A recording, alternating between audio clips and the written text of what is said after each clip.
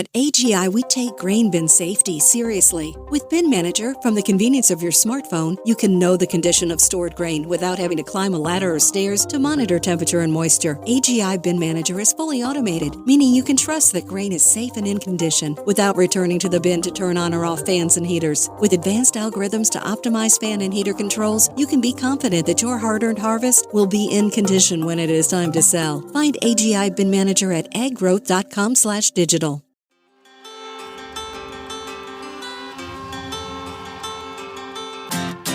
Hi, I'm Caitlin Dubin, and this is the Rural Woman Podcast. I'm a first-generation farmer who married into agriculture. Born and raised in a city, I was so unfamiliar with where my food came from, but I was determined to figure it out. Through my journey into agriculture, I saw women who were strong but humble, often taking a back seat. To me, these women were leaders who deserved a seat at the table. I created the Rural Woman Podcast to share the voices of women in an industry whose stories often went untold. The rural entrepreneurs who live and breathe their work, full of grit and pride. We come here to share our stories, to be in community with each other, to be challenged and inspired, but most importantly, to be celebrated and to be heard. We may not all live, farm, ranch, or homestead the same, but we are all connected. We are rural women, and our stories are worthy of being told.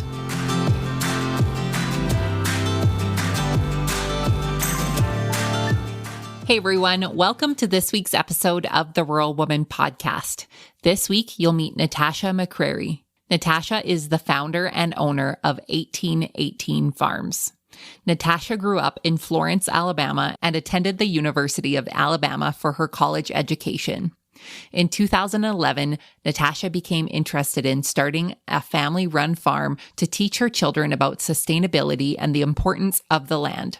Natasha had no experience raising farm animals like Southdown Babydoll sheep, let alone running a farm.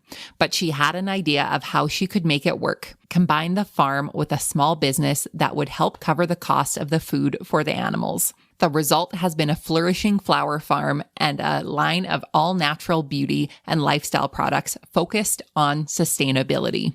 It was so great to get to know more about Natasha, and I'm so excited for you to hear her story today here on the podcast. Before we get to Natasha's interview, I wanted to share something with you that I have been working on. So if you're anything like me, you are the farmer that is responsible for feeding the crew and making field meals. And I get it more than anyone else that field meal planning and executing can be pretty stressful. Now, I've been doing field meals for a few years now, and I feel like I've learned some pretty smart ways to help make it a bit more enjoyable, a little less overwhelming, and I would love to share those tips and tricks with you. So I've created a free downloadable PDF full of tools, tips, and tricks to help make your field meals a little less stressful. So you can grab that resource over on my website, wildrosefarmer.com/field meal guide, or on your listening platform of choice. Just scroll down to where the show notes are and the link will be there for you. And here's hoping that your field meals or your harvest meals or whatever it is that you call them can be a little less stressful this field meal season. Without further ado, my friends, let's get to this week's episode with Natasha.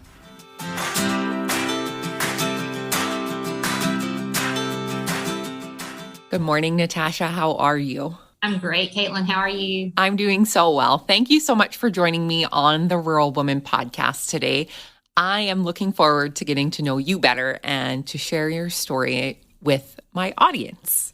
So for the listeners who are unfamiliar with you, Natasha, can you give us your background and how you got your start in agriculture? Sure. So I'm excited to say that this year is 10 years for us at our farm, which is 1818 Farms. And we're located in northern Alabama.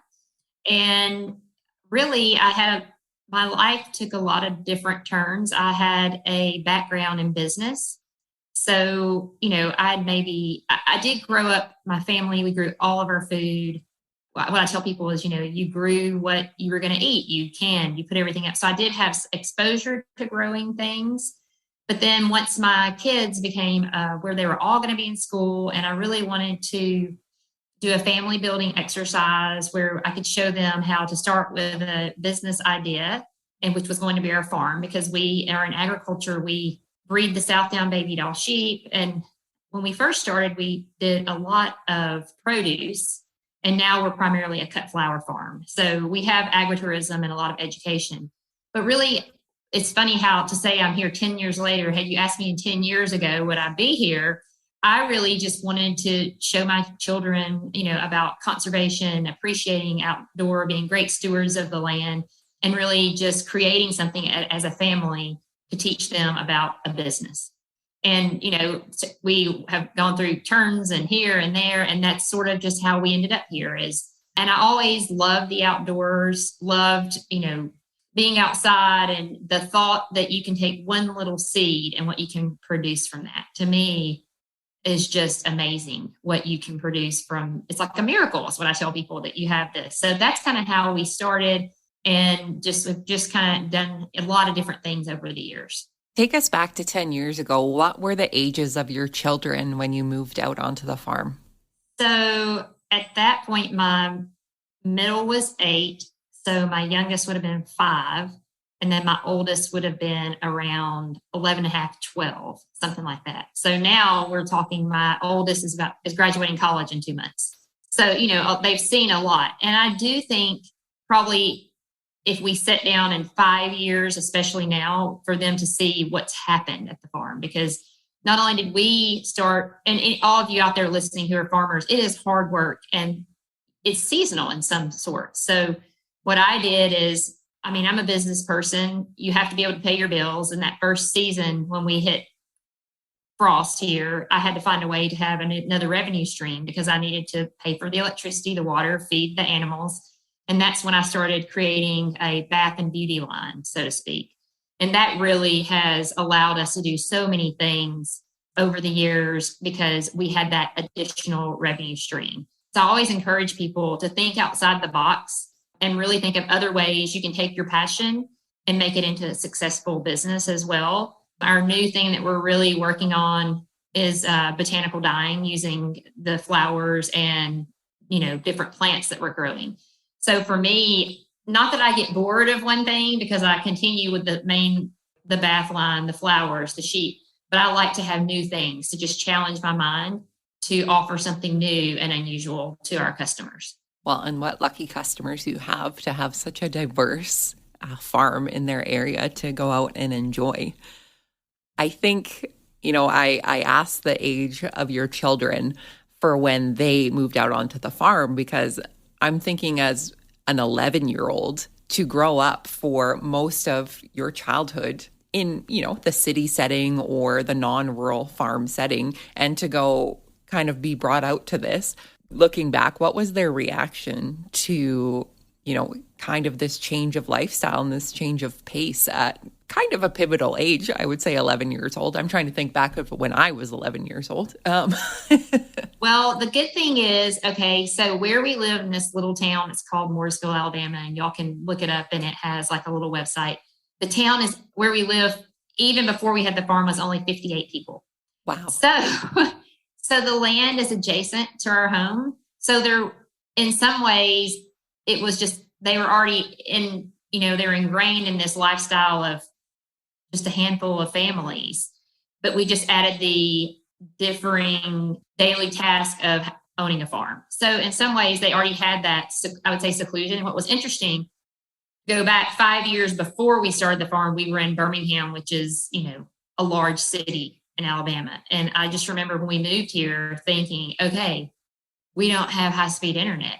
We had like a little satellite. So I think they had sort of already been in that. It was a slow transition into, we were already kind of rural for sure.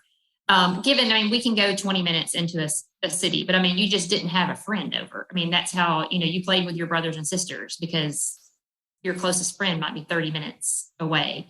But I think for them, it was the change of really having a task. For everyone who farms, I tell everyone on Christmas Day, the animals have to be fed. So I think it's that just differing, if you're at a ball game and your kids are playing t-ball or softball, when the game's over, guess what? If you haven't done it before, you have to come home and feed the animals, at night. So I think it was probably just that change in the task and day to day of just really being busy. You're constantly busy with new tasks and things that have to be done, whether it's animals or planting or harvesting, or for us arranging and delivering bouquets. I mean, there's just so many things. So I think maybe it was a good thing they had 5 years to sort of slowly get into, hey, I can't run next door to a friend's house. Exactly.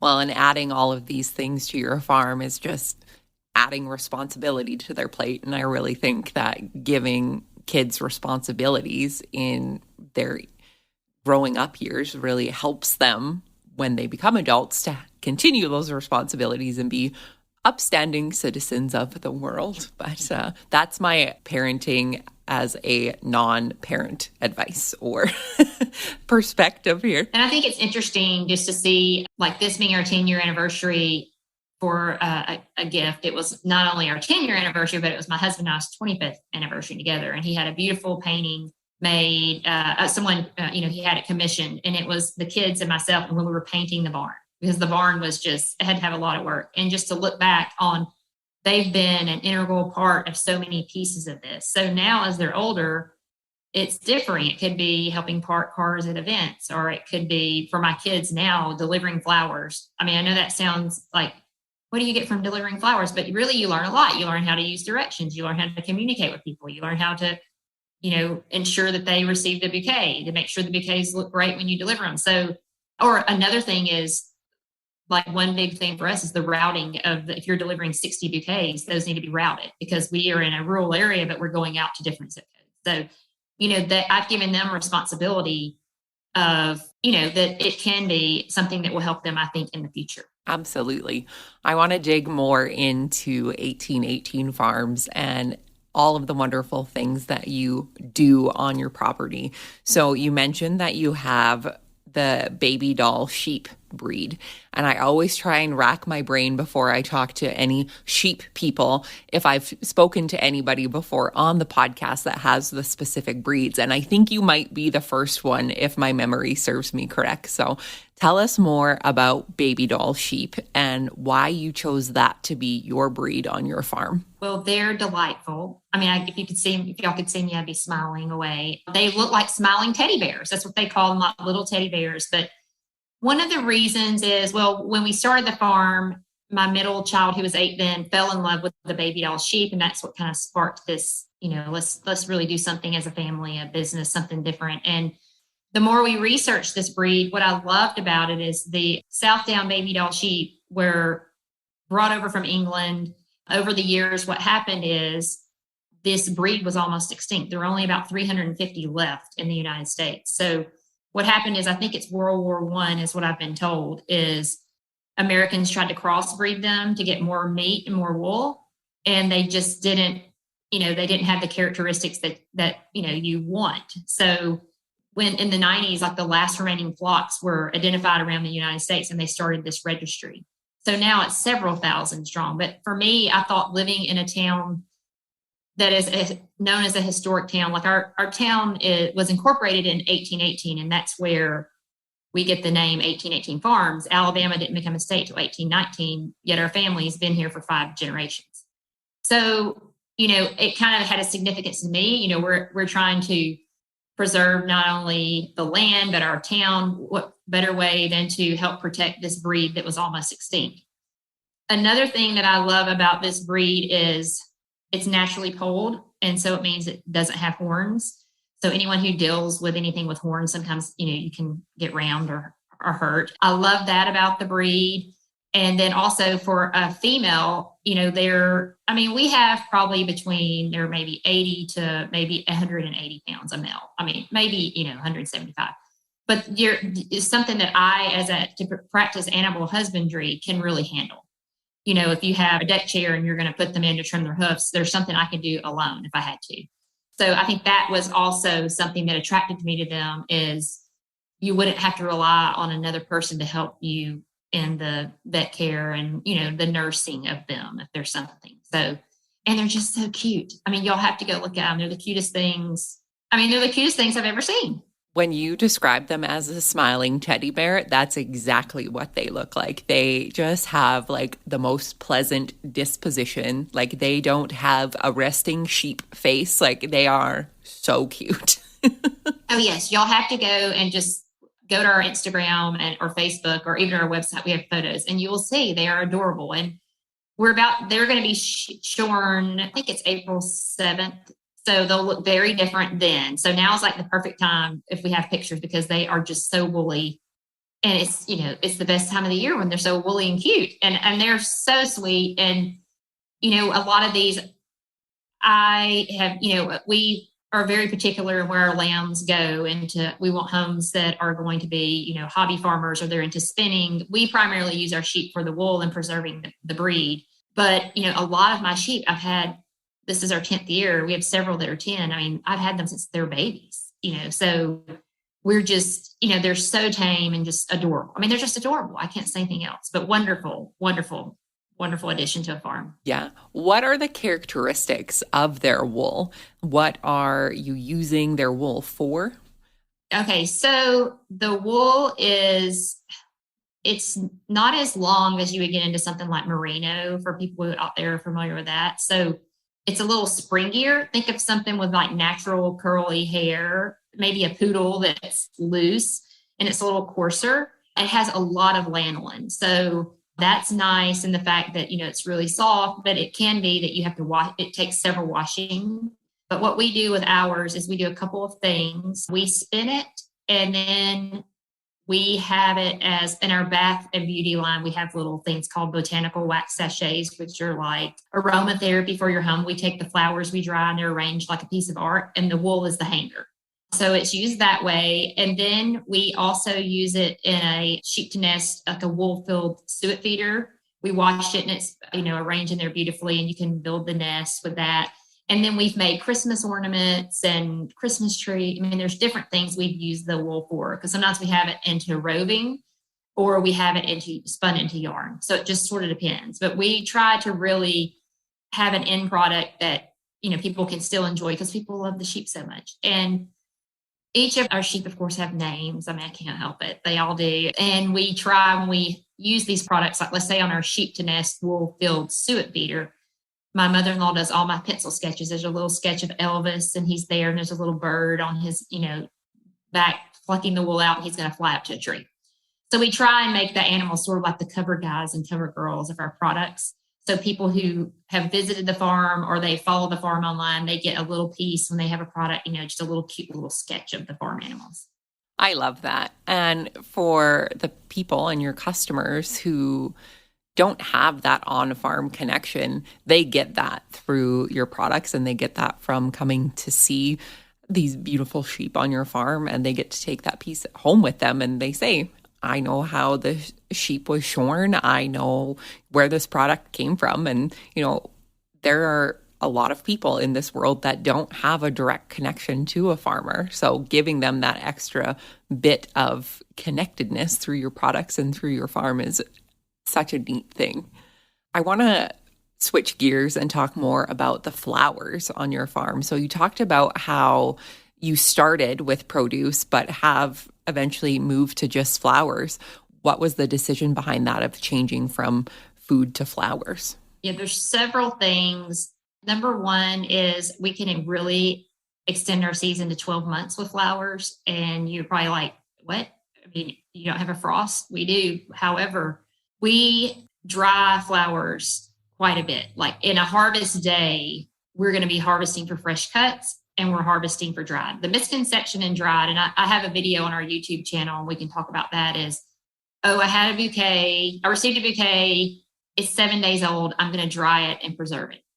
You're not going to get the great, beautiful flowers. We harvest that as though I would be sending it to you to go in your home. Like we know exactly how to maintain the color and the quality of the flower. So that allows us a revenue stream almost 12 months a year. The second thing is in farmers markets here, where our farm is, we are backed up to the Wheeler Wildlife Refuge, and it became a constant battle with raccoons, possums. Like you'd have 300 beautiful heirloom tomato bushes, and in the night they would come and they would take a bite out of one tomato from every bush. I'm sure people out there are like, oh yes, I've had that happen. Or you have a whole crop of popcorn, and in one night they come and destroy everything.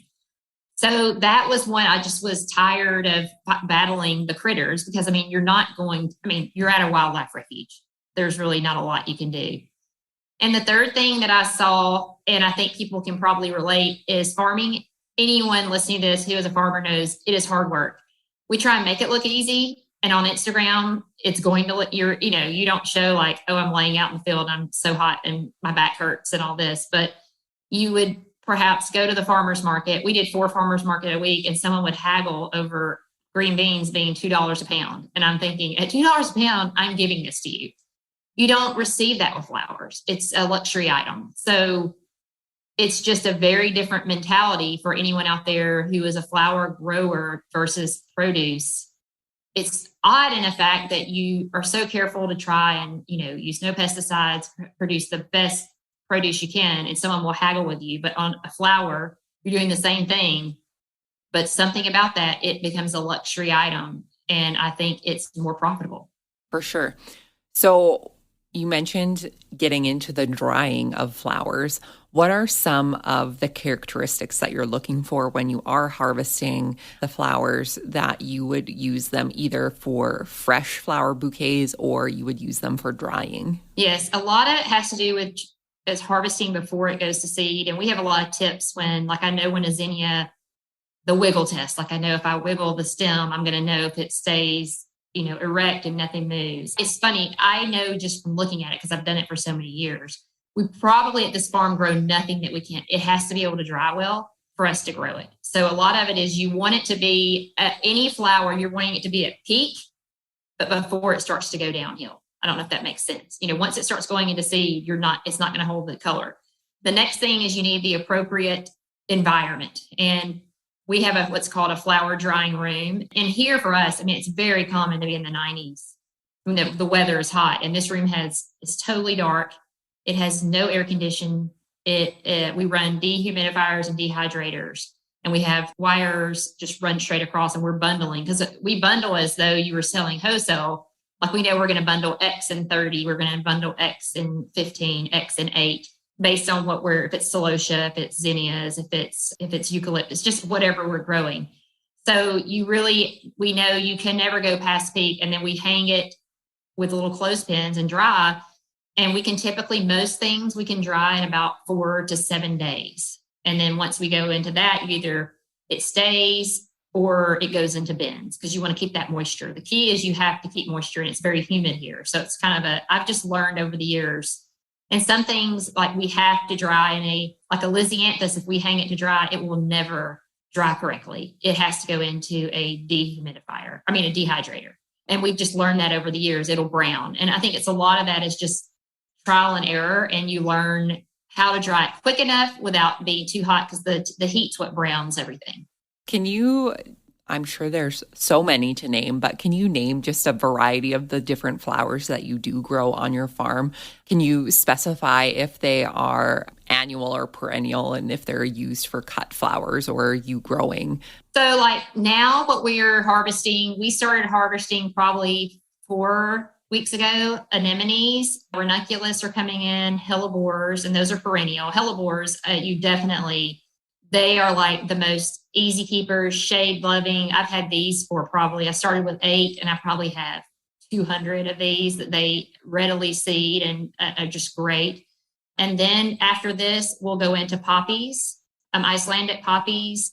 Then we have delphinium, larkspurs, sweet William, snapdragons, nigella, bachelor buttons, campanella, scabiosas, and we just put in our straw flower a few weeks ago for buplurum.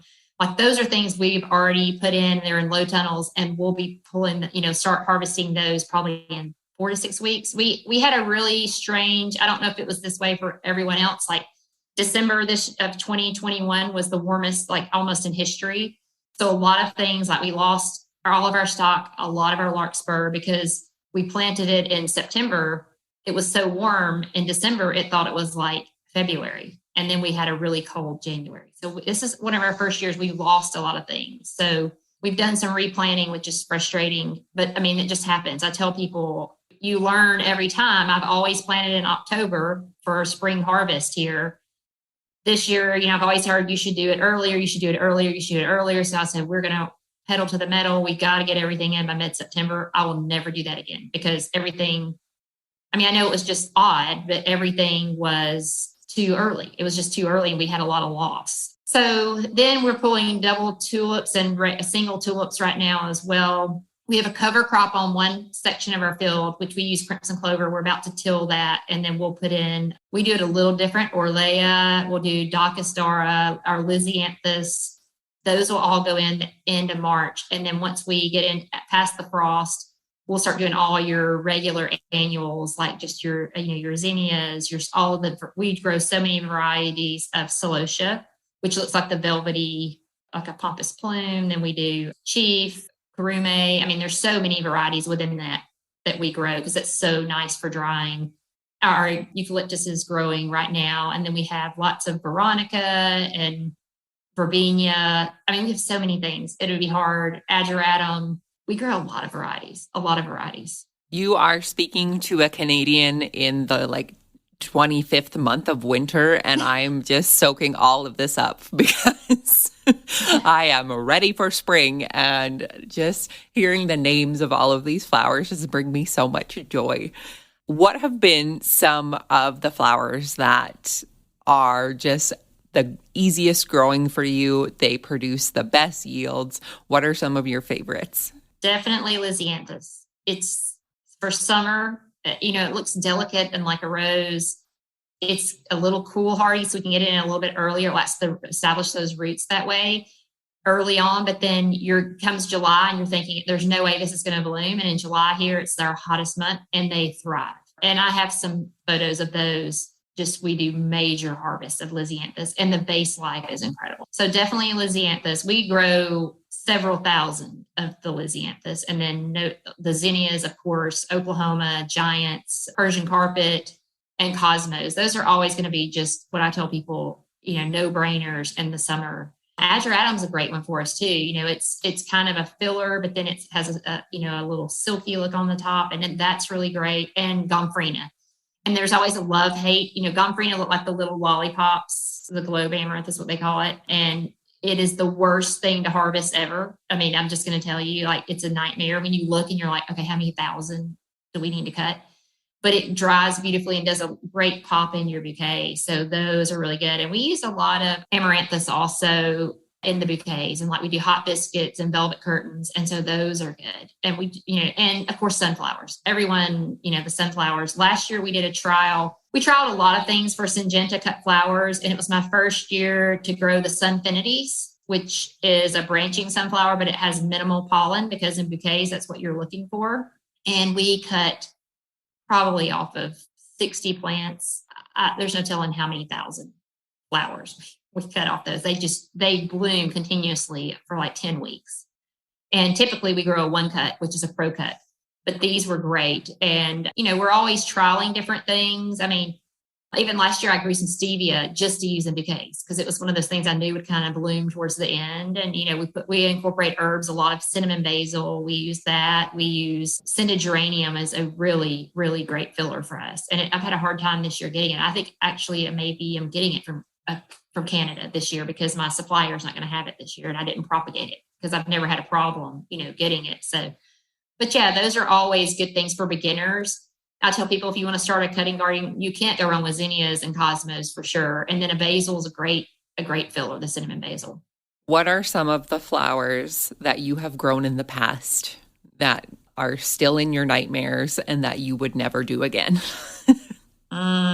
Well, I grew quinoa once and it can flower beautifully. And it was the biggest pest magnet ever. You know how it's a nightmare if you go out and you're like, because we deal in the South, there are just so many pests with the humidity. It doesn't matter what you do. I mean, it was terrible. And I have to say, I love asters, but I've had a lot of problems with those with aster yellow. So, but I'm doing them again this year because I just love them so much. And then in 17, I think it was 17 or 18, I was like, I'm breaking up with dahlias. I know everyone out here listening is like, how could she say that? It's terrible. And I was like, I'm never again. I've grown all this. I've fought the pests. I put the bags the whole season, the little organza bags on every volume. And then last year, Syngenta, I've tried 4 varieties. So I'm back off the dahlia bandwagon. So I've made a turn. So don't always say something I've had nightmares of, give it a second chance. But what I did is I grew through cuttings versus tubers because we have heavy clay soil here. We amend, but digging the dahlias and storing them, that's in my nightmares, especially if I had a back of a 20-year-old maybe now, but all of that. So the dahlias, I've come back, I've kind of made I've made a U-turn a little bit, a U-turn and then now I'm back on the path, I'm coming back around to dahlias. So. I'm sure all of the flower people are happy to hear that. I know everyone was like, you're such a hater on dahlias. And I'm like, oh, it's so much work. So. Growers have a lot to consider when it comes to storing grain. Are you getting the most out of your on-farm grain storage?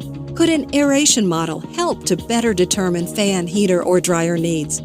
And what is the ROI if you installed a bin manager system to remote monitor and control in-bin grain conditioning? At AGI, we want you to ask the tough questions about how Bin Manager allows growers like you to know exactly what is happening inside your bins without climbing a ladder or stairs, or how you can benefit from remotely monitoring your grain temperature and moisture from a smartphone, or how fully automated fans and heaters can provide peace of mind all season long. Contact an AGI representative today for a free on-farm smart storage assessment. Find AGI Bin Manager at aggrowth.com/digital. That's aggrowth.com/digital. I want to go back. You've mentioned that this is your 10-year anniversary this year. Looking back, what have been some of the most significant challenges that you have faced on your farm and in growing your business? I think, this sounds silly, but it's finding good employees. It's the hardest thing because you have to love, like I said, for anyone out there who's been farming for a long time, you do it because you love it, because it's hard work. And I think finding great employees has been the hardest thing. And also me being willing to give up some control on the farm, because I like things to be a certain way. I color block the fields. You know what I'm saying? Like I'm that person who I want everything to be a certain way. So I think giving up that control to people can be that. But I think finding quality employees, because there's a huge learning curve. I remember the person who's been with me next to the longest, like the second season we were doing this because, we have to lay the irrigation, do the ground cover. There's so many things you do, about how much easier it was the second season. And if you're constantly having to retrain people, you're never getting over that learning curve. You're never going to hit scale if you're constantly having to teach someone how to build a bouquet, having to, how the seeds start. That's the hardest part. I think it's been the biggest challenge. And I think in these times now, it's even harder. I think everyone after COVID, it's been a challenge with finding great employees. I think that would be the most. And then I think challenging too was for me, I had only had one dog in my whole life. So learning how to pull a sheep. I can remember thinking the first time, there's no way I can put my hand in there. I'm thinking, but I'm like, it has to come out. So I attribute also to a great vet who has been willing to mentor me and knowing, he can't always get here at 3 a.m. when he lives 40 minutes away, and teaching me things. And I attribute a lot of our success on that side to someone who was willing and who I think speaks for his love of animals, because he wants me to be able to do it. There's certain things he wants me to do. And I'm like, I cannot do that. You're going to have to, I cannot do that. You have to do that. But I attribute that as a challenge yet as a success because of someone who was willing to mentor. And I try my best to do the same way. And like last night, someone messaged me about they're getting ready for a wedding and how should they do their tulips. And of course, I'm going to always answer that. Or where did you get these vases? I'm like not a person who's like, I can't share my information. It's a secret, because it's not. Because I think I'm always looking at pay it forward. And 10 years ago, what I learned from other shepherds as well as my vet, where would I be today if they had not been so forthcoming and supportive to me? So I try encourage everybody to not look at it as competition, but to look at it as just lifting up other women. Or, I mean, most of the people I deal with are women. I mean, as far as now, it's interesting in the flower farmers, lifting them up and being encouragers and being like their biggest cheerleaders, because that's the way we all grow. Right. Well, and there's a saying, community over competition. And I think the more of us that are willing to be mentors and to share our stories and to share where we got things or how we learned something, I think is so important. And especially now when we use things like social media and YouTube and all of these things to learn and grow, I feel like we're learning and growing beside each other, regardless of if we live anywhere close to one another or not.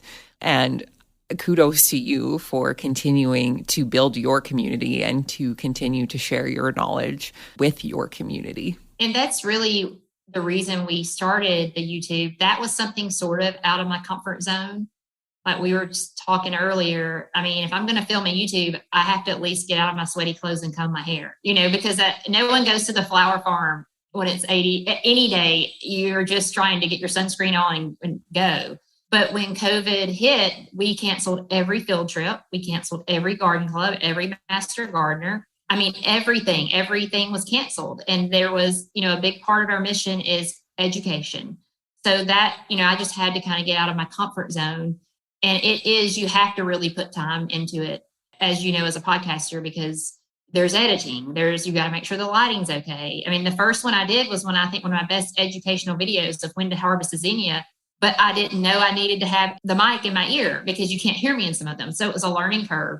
So I'm trying to, give back, but it is hard. Like I know some people do a YouTube every day. And I'm like, well, we haven't done one in a few months, because also ours is seasonal a little bit more, but you also have to schedule it. So, and I'm also going to do, I'm contributing with Bloom TV, which they're launching now. And, I'm trying to do content for them too. So really, I think a big part of it is trying to educate people and share your knowledge, because, some people, are visual learners. And I think that is one thing that I love about YouTube and with the Bloom TV. Some people learn better by seeing in this aspect of like the flower arranging. I mean, you really kind of have to be able to see that, or when to harvest an anemone, like how do I know when's the right time? So, and I've become more comfortable with that. So I encourage people to give it a go. And probably the favorite thing we do here is, and we've done this for years, is we host the Bloom Stroll and Bouquet workshops. And that really gives me a lot of time to show people in person, like, these are all the flowers we grow. This is the process of how many months it takes. Like, I really like to educate people in the fact that you might be cutting this flower in July or August, but guess what? I started planning and paying for this flower usually I've ordered every seed for the following year by November. It's a huge process, because if you're not a planner in flower farming, you miss the varieties. You're working at almost a year ahead, the way we order and the way you're planning. For sure. Well, and it's really agriculture in itself, right? We're never living for today. We're always planning for the future and planning what our soil conditions are going to be like, hoping we know what the weather's going to be like. There's so many unknowns in our industry. Sometimes it's really nice to be able to have a plan on paper, and then at least you feel kind of put together in some way, sense or form, especially if you came from a business background where things are kind of a bit more clear and not having so many unknowns. Yes. And I know, like for us, last weekend, we were at 80 degrees, and this weekend, the low's 20 degrees. So like you said, there's a huge, I'm like, am I going to lose these ranunculus? Because there's only so much I can do, because we grow in low tunnels. So they're unheated low tunnels, but I'm just trying to, in my mind, think I have to get that tunnel covered by a certain time with a temperature, but I don't want to get heat too hot. Then I need to get the plastic over. So there's a lot you can't control. I was just thinking about this morning and thinking, how many years have I sat here thinking, I can't believe a frost is coming? and it's March, and what's going to happen to my flowers? And it can be a little bit stressful, but you're right. You really can't, your best plans, you cannot control the weather. And, for anybody who is an A-type personality, that is a big challenge and something to work through. Yes. My son a few weeks ago said, shouldn't y'all just get a high tunnel? All I hear about is the tunnels, the covering, uncovering. But then I'm like, I don't want the high tunnel there, in this growing season because of our space. I don't want it there, and I don't want to have to heat and all that. I said, well, I guess you're right. You do hear a lot of dinner talk about the tunnels and the covering and the uncovering. But, it's worked so far. So we'll see. Fingers crossed. Fingers crossed. So looking back some more, what are some big wins that you want to celebrate from over the last 10 years? Oh, there's so many. One of the wins that I think, and it may sound odd, is the relationships. I've won awards, but for me, the biggest win is I think about the thousands of people that I may have never known, or I may have not been able to impact their life in some way, whether that was mentoring or that gave them the bug to start their own business. I was named Amazon Woman-Owned Business of the Year in 2019. And that means a lot. It did a lot for our business. And the fact that there might have been people who had never heard of our brand, but they went and purchased a product. You know what I'm saying? It did a lot. But when I look back at what really I think is important is those relationships and how it has also changed me, my things I've seen, working with people who have never, I remember having Girls Inc. here, and they'd never seen a farm animal. They had never seen a pig or a sheep or a chicken. They didn't know a chicken could lay a blue egg. So I think a lot of that is about the impact. And I know this is what's so funny, talking about how I knew nothing. The first lamb that was ever born at our farm, I knew nothing. I had studied every book. I had my hand on everything, but I had a field trip of kindergartners. And the sheep just laid right down on the field and pushed the lamb out in front of it. And I'm sure those kids to this day, and that was 8 years ago, they're like, I see their moms in Huntsville, and they're like, I was on that field trip when Lulu just laid down and because I pushed the lamb right out. Because I was like, we cannot have story time. I know we're supposed to read a story and do a craft, but we've got to get this mama and the baby in the barn. So I think of those that's something those kids will never forget. And I will never forget either, but it's the impact I think you've made on the people. And I remember having in the past, before COVID, we had our sheep shearing open to the public. We did a lot of free give back days. Like you come to the sheep shearing, you didn't have to pay a thing. It was, you just reserved a ticket. So, because I had to know if it rained, people would laugh. They're like, why are you getting people to buy a free ticket? I'm like, they're reserving a free ticket because if it rains, we can't shear if they're wet. But I remember a lady probably being 85, and she sat and just watched the shearing. She watched so many sheep. And she said how she hadn't seen that since she was a little girl. And it was like you could see that interaction taking her back. And it's those kind of moments that I think mean more to me than anything at the farm. I don't think I'm ever going to forget the story of the kindergartners being there. Oh, no. And the thing is she was a first-time mom, and she was my favorite sheep, Lulu, I've ever had. I hate to tell the others this, but she laid down, pushed him out, and she just got up and went to eat. And she just left him right there. But then she was a great mom, but I think she just was like, something is wrong. I do not feel well. But those little kindergartners, they'll never forget that, I don't think. Or their parents either. Yeah, when they got a little bit older and started to go through those classes in school, they'll be like, I know what they're talking about. I saw a sheep be born when I was 5. Oh, yeah, totally. Right there. There you go. So, Natasha, what advice do you have for those who are looking to expand on their current farm with a value-added product? Do it. And think about the experiences too, because value added is great. And we hope everything we do at the end of the day is value added. But I encourage you, if you have a farm, to think about experiences, because me personally, I don't want any more things. Like I don't need any more things, but I love experiences. So I think if you have something you could do, whether it's paint a pumpkin. Maybe you're like, don't want to have a pumpkin. I have a pumpkin patch, but I don't want people picking them.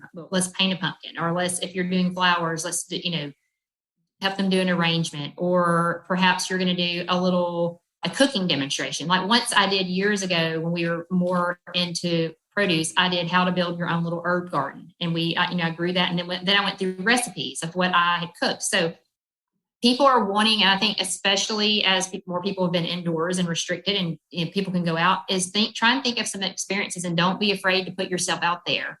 Like I know for me, like I look and I think, oh my gosh, there's a weed. I mean, because I can't stand weeds. Like that type A person, I want all the weeds. But most of the people, they're not seeing the things you may see as an imperfection. Like they're seeing the beauty as a whole. Or maybe you have out and just have if you have animals, have out and have just a petting day. And if you have the babies and talk about the history of that goat or sheep, and then what you do with the end product. I talk about when we have the pigs, most children have never seen a pig. And when I get them to do a little trick and I rub their belly and I pull their little hair and I say, guess what? In the old days, they made from this. And I say they use that for toothbrushes. They would cut the hair off and the kids, So come up with little things like that. I think experiences. And if you can come up with another, something else value added, I say go for it, because right now, especially with social media at your fingertips, there's a great way to get, word of mouth out there. Yeah, for sure. Well, and like you said, after the last couple of years that we've all had, it's nice to be able to get out and connect with things by being outside and connecting with nature and to see where people's foods come from or where flowers are grown. These are things that, you think that people know, but there are a lot of people that don't. And to create an environment that's welcoming and to welcome people to ask questions, I think is so important to continue to expand our industry as a whole, whether you're a flower farmer or you grow corn or you have however many head of cattle. The more people that know where things come from, I think the better. Yeah, totally. And I think really you have to think outside the box, because you can say, I have a small, I do farmer's market. I have this vegetables. Come in, show them where it's grown, and then say, this is my favorite salad. And this is how, and tell them. And I think what's important is letting people know. I think I did a post about the bouquets we sent out. How many, 9 to 10 months went into this bouquet.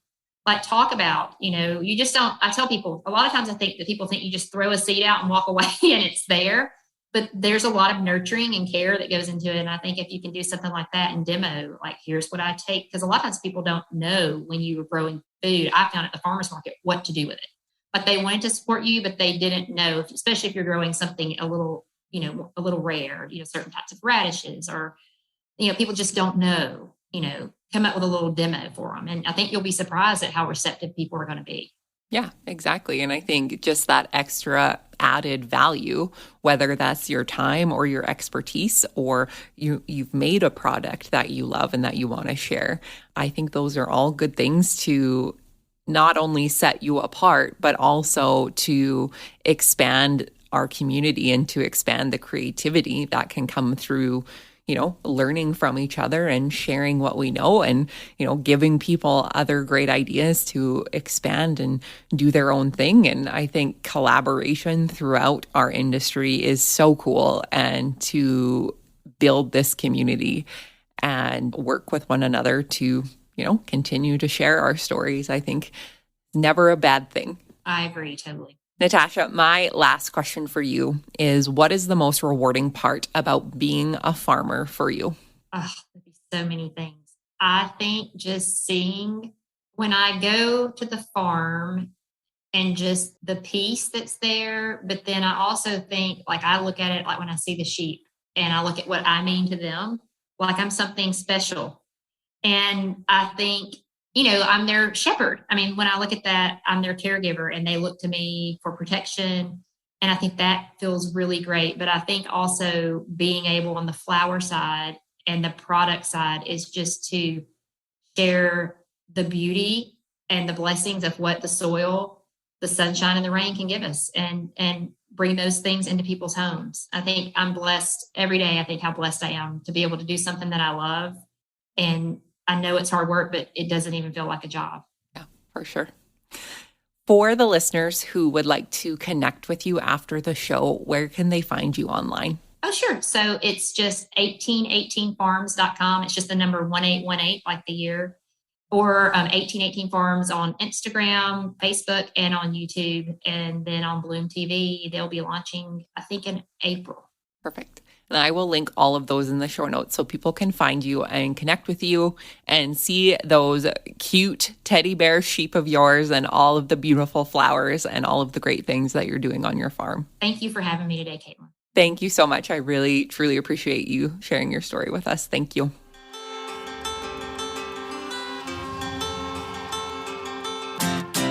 Thanks for listening to the Rural Woman Podcast, a proud member of the Positively Farming Media Podcast Network. The Rural Woman Podcast is more than just a podcast. We are a community. A huge thank you to the Rural Woman Podcast team, audio editor Max Hofer, and admin support from Kim & Co. Online. A special thanks to our Patreon executive producers, Sarah Riedner from Happiness by the Acre and Carrie Munven from Laystone Farms. To learn how you can become a Patreon executive producer or other ways to financially support the show, head on over to wildrosefarmer.com to learn more. Be sure to hit the follow or subscribe button wherever you listen to the podcast to get the latest episodes directly on your playlist. And if you are loving the show, please be sure to leave a rating and review on Apple Podcasts or any other platform that accepts ratings and reviews. You can connect with us on social media at The Rural Woman Podcast and with me at Wild Rose Farmer. One of the best ways you can support the show is by sharing it. Send this episode to a friend or share on your social media. Let's strengthen and amplify the voices of women in agriculture together. Until next time, my friend, keep sharing your story.